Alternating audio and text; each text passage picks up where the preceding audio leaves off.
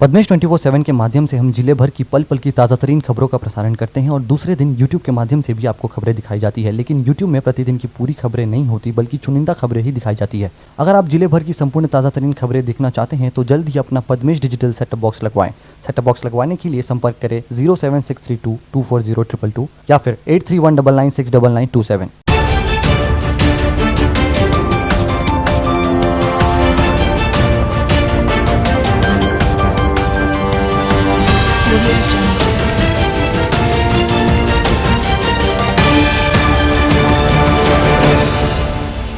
नमस्कार, पद्मेश 24/7 में आपका स्वागत है। मैं हूं अर्चना मिश्रा। आगे बढ़ने से पहले सबसे पहले एक नजर आज के हेडलाइंस पर।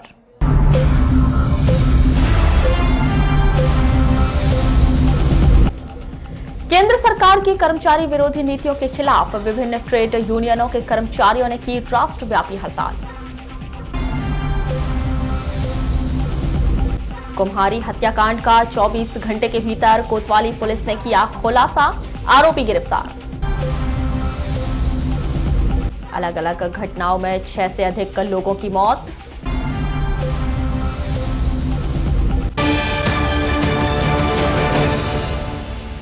और अब खबरें विस्तार से। 25 नवंबर को प्राप्त रिपोर्ट में बालाघाट जिले के 18 मरीजों के सैंपल कोरोना पॉजिटिव पाए गए हैं। शासन के प्रोटोकॉल के अनुसार 5 मरीजों के ठीक हो जाने पर उन्हें 25 नवंबर को डिस्चार्ज कर दिया गया है। इस प्रकार बालाघाट जिले में अब तक कुल 2561 मरीज कोरोना पॉजिटिव पाए जा चुके हैं। इनमें से 2399 मरीज शासन के प्रोटोकॉल के अनुसार ठीक होकर अपने घर जा चुके हैं।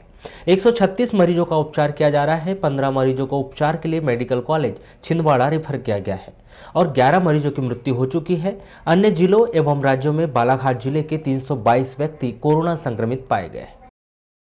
नई पेंशन नीति लागू किए जाने सहित अन्य महत्वपूर्ण मांगों को लेकर आज डाक विभाग के कर्मचारियों ने एक दिवसीय राष्ट्रव्यापी हड़ताल कर अपनी आवाज बुलंद की।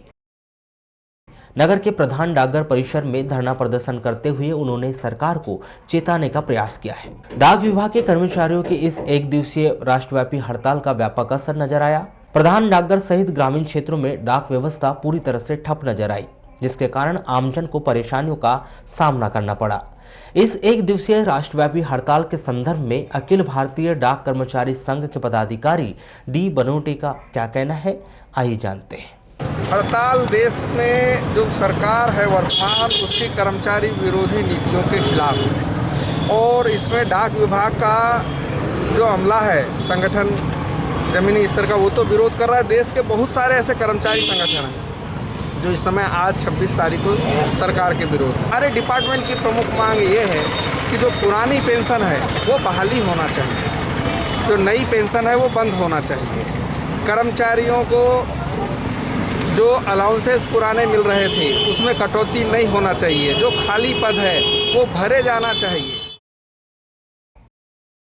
निजीकरण के विरोध में राष्ट्रव्यापी प्रमुख संगठनों के आह्वान पर राष्ट्रव्यापी आम हड़ताल का ऐलान किया गया था। इसी कड़ी में सीटू सहित विभिन्न संगठनों के द्वारा नगर के बस स्टैंड में एक दिवसीय धरना प्रदर्शन कर निजीकरण सहित श्रमिक विरोधी नीतियों को लेकर सरकार का विरोध किया गया, जिसके बाद सीटू के नेतृत्व में रैली भी निकाली गई, जो शहर के प्रमुख मार्ग कालीपुत्री चौक, अंबेडकर चौक होते हुए कलेक्टर कार्यालय पहुंची, जहां उनके द्वारा महामहिम राष्ट्रपति के नाम कलेक्टर को विभिन्न मांगों का ज्ञापन सौंपा गया। धरना प्रदर्शन के दौरान सीटू के जिला सचिव कामरेड YR बिसेन और MR यूनियन के सचिव रूपेश बिसेन ने बताया कि सरकार द्वारा श्रम कानूनों को समाप्त करते हुए निजीकरण को बढ़ावा दिया जा रहा है। सरकारी उपक्रम निजी हाथों में सौंपे जाने से देश की आम जनता को बहुत कठिनाइयों का सामना करना पड़ेगा। बता दें कि आम हड़ताल में आंगनबाड़ी कार्यकर्ता, सहायिका एकता यूनियन और खनिज मजदूर एकता यूनियन सहित अन्य संगठन भी शामिल हैं। कांग्रेस, आप सभी जानते हैं कि इस समय जो केंद्र में सरकार है, इस सरकार ने कोरोना महामारी की आड़ लेकर आज पूंजीपतियों का साथ देकर इतने हमारे नौजवान साथियों की जो रोजगार है उनको छीन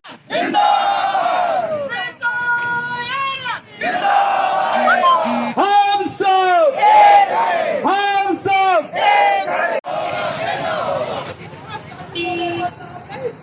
नहीं चलेगा।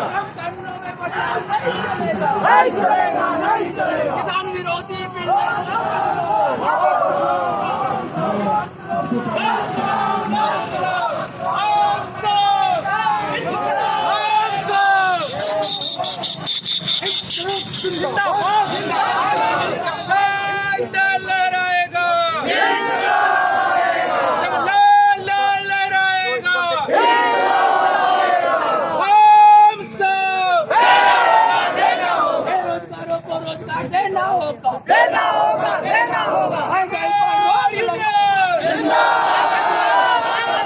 विरोधी बिल वापस लो, वापस लो, वापस लो। अब कानूनों में बदलाव नहीं चलेगा, नहीं चलेगा।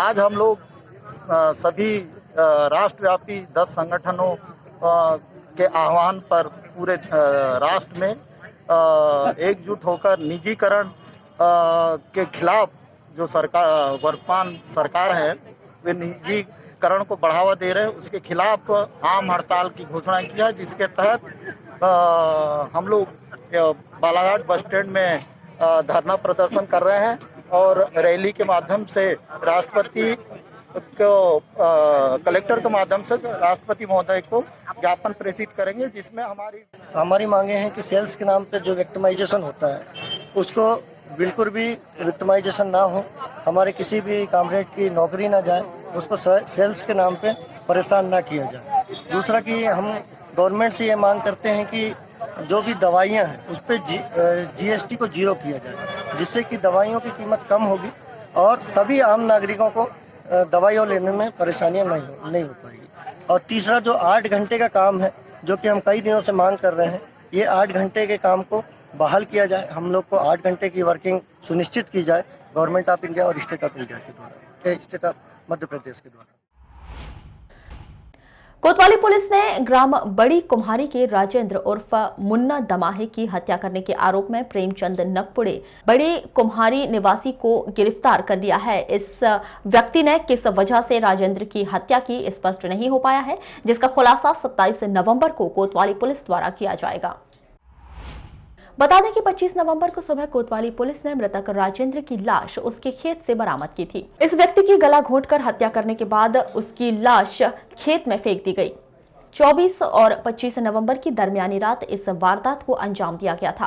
कोतवाली पुलिस ने इस मामले में अज्ञात आरोपी के खिलाफ मामला पंजीबद्ध कर 24 घंटे के ही भीतर आरोपी को गिरफ्तार कर लिया।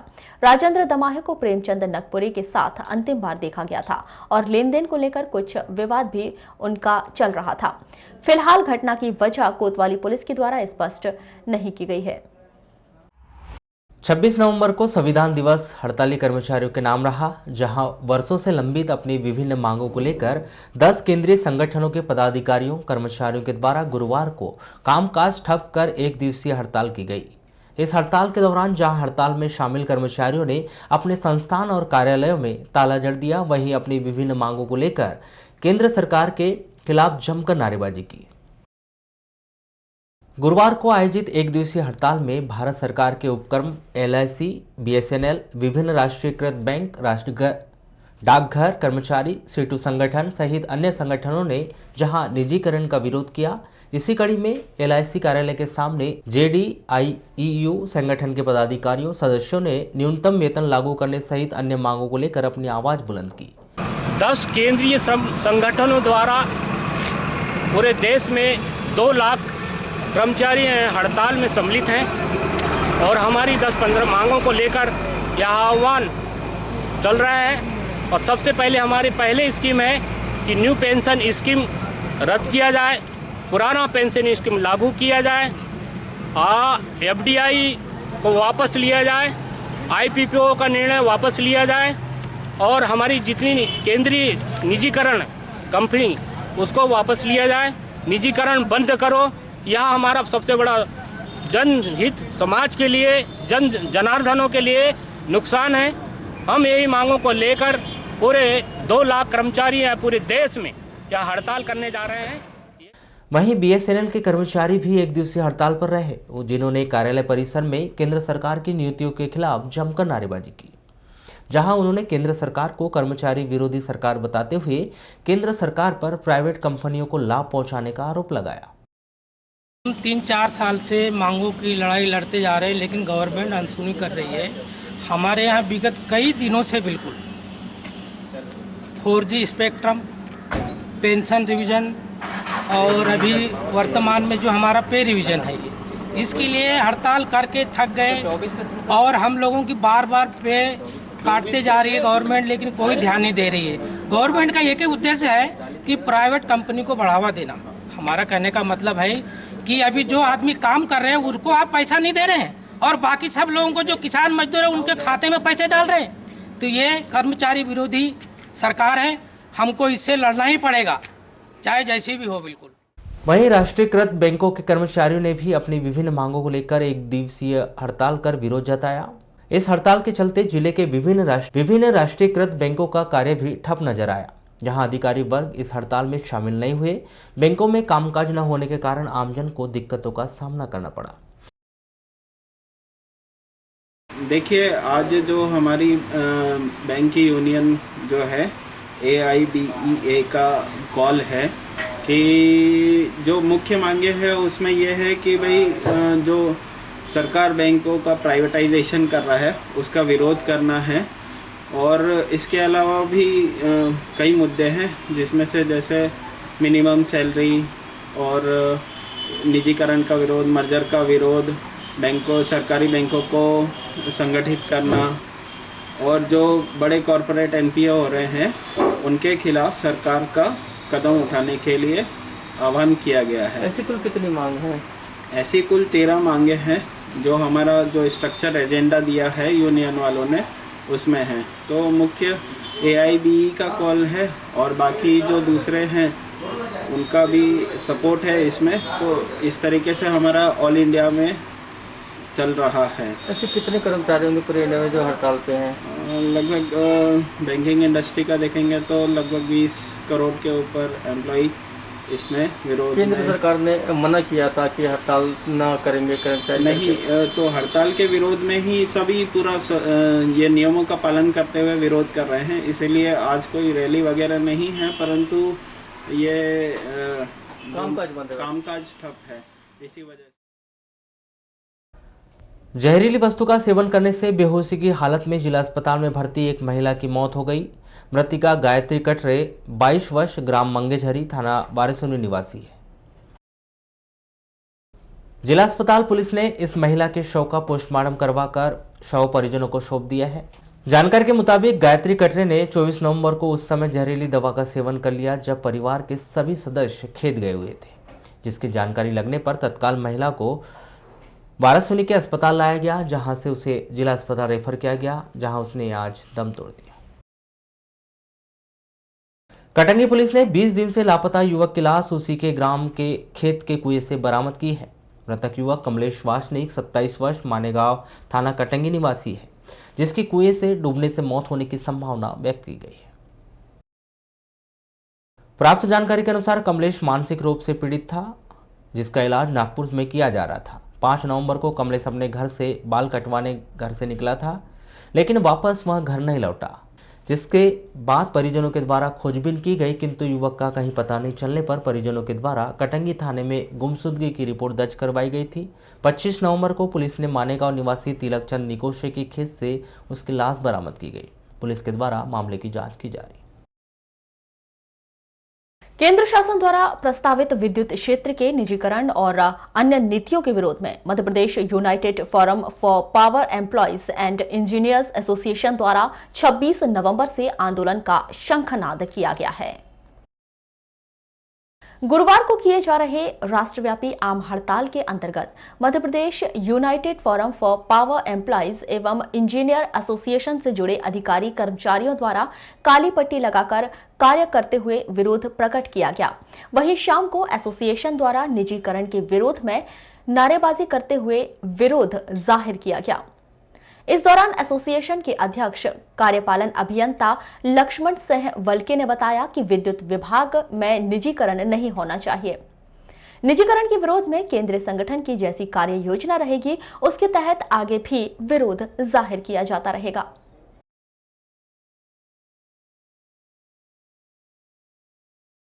मध्य प्रदेश यूनाइटेड फोरम के तहत जिसमें विभिन्न अपने संगठन इसमें जुड़े हुए हैं।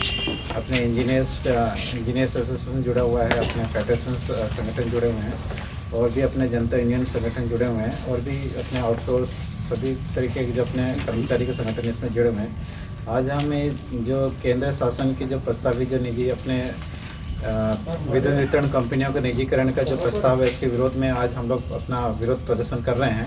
इसके लिए आज हम लोगों ने अपने काली पट्टी धारण करके हम लोगों ने आज विरोध प्रदर्शन किया है और आगे भी जो भी अगर उसमें कार्य योजना रहेगी उसके अनुसार हम लोग अपना विरोध प्रदर्शन जारी रखेंगे इसमें। और ये विरोध अपना निजीकरण नहीं होना चाहिए क्योंकि इससे सभी का इसमें नुकसान है। चाहे आप आम उपभोक्ता देख लीजिए, चाहे कृषक देख लीजिए, सभी का जो नुकसान है इसमें, क्योंकि जो भी प्राइवेट कंपनियां आएगी वो सिर्फ मुनाफा के लिए वो कार्य करेगी। केंद्र श्रमिक संगठनों के राष्ट्रव्यापी आह्वान पर आज वारासिवनी में अनाज मंडी और राइस मिल मजदूर संगठन के तत्वाधान में 1 दिवसीय आम हड़ताल की गई।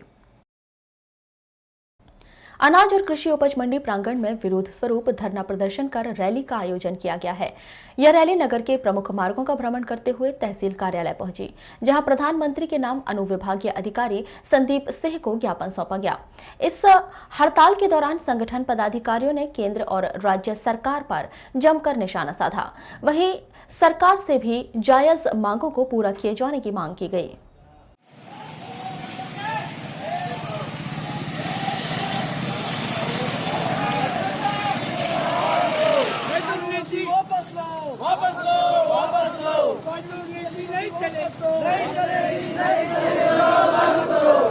श्रम मंत्री की ये तानाशाही नहीं चलेगी। राइस उद्योग संघ में जो मजदूर हमाल काम कर रहे हैं उन्हें श्रमिक कार्ड बना के दें। दूसरी मांगे थी कि 55 वर्ष तक कार्यरत में काम करते हैं उसके बाद निकाल दिया जाता है, ना ही उन्हें पेंशन दिया जाता, ना उनके परिवार को कुछ पालन पोषण की राशि प्रदान की जाती, ना ही शासन द्वारा हमें कुछ योजना का लाभ मिलता, ना मिल मालिक द्वारा मिलता। इसी विषय पे हम लोग तहसील कार्यालय पहुँचे थे। और तीसरा पॉइंट था कि श्रमिक की अचानक भी दुर्घटना हो जाती है, हाथ टूट जाता है, पैर टूट जाता है, उसी लिए ना मिल मालिक द्वारा हमें कुछ शासन द्वारा लाभ दिया जाता, ना ही तो हमें मिल मालिक द्वारा दिया जाता। इसीलिए हम लोग आज एडीएम कार्यालय पहुँचे थे और एडीएम कार्यालय में हमें इस बातों को रखा है और अपने तरफ से इस बातों का विज्ञापन दिया है। अध्यादेश लागू होने से किसान श्रमिकों को जर्जर होना पड़ रहा है, इनका कार्य बराबर नहीं होता। जो अनुकूलता नियुक्ति होती थी, पढ़ने के बाद में बच्चे आज बेरोजगार घूम रहे हैं। हमें इस बात का बड़ा खेद है। अब कोई भी श्रमिक कार्ड प्राप्त करने के लिए हमने कई बार आवेदन लगाए लेकिन इसका वो नहीं हुआ। वो एक पहला पॉइंट है। कृषि उपज मंडी में कार्यरत श्रमिकों को 55 वर्ष की जैसे आयु हो जाती है उसके बाद उन्हें पेंशन व्यवस्था होना चाहिए, वो पेंशन व्यवस्था मिल नहीं पा रही है। और फिर अपने इसमें कृषि उपज मंडी में श्रमिकों को दुर्घटना जैसे हो गई तो उसका लाभ कुछ भी लाभ नहीं है, मजदूरों को करते रहो। फिर एक शासन ने अध्यादेश जो लागू किया है, अध्यादेश लागू करने के साथ साथ क्या हुआ है कि मंडी में बिल्कुल आवक की कमी, कम से कम 300 मजदूर काम करता है रेजा हमाल लेकर के, लेकिन उनकी आवक अभी 50 कुंटल 100 कुंटल की आवक है। इसमें 300 मजदूर क्या करेगा? क्या रोजी पड़ती है और किन समस्याओं से जूझ रहा है? रोजी हमको सिर्फ मान के चलो 10-15 रुपये 20 रुपये रोजी पड़ रही है मजदूरों को। उसी रोजी पे चल के क्या गुजारा करेगा, इसलिए ये भी पॉइंट हमने रखे हैं। और फिर विरोधी मजदूरों को कानून जो लागू कर रहे हैं इसमें थोड़े मजदूरों को ध्यान देते हुए, मजदूरों का कुछ ये रखते हुए थोड़ा कानून बनाए और थोड़ा सरकार अपने इसमें गुजारिश करे और थोड़ी सी हमारी आग्रह सुने। तो ये थी अभी तक की खास खबरें। अगले न्यूज बुलेटिन के साथ फिर मुलाकात होगी, तब तक के लिए नमस्कार।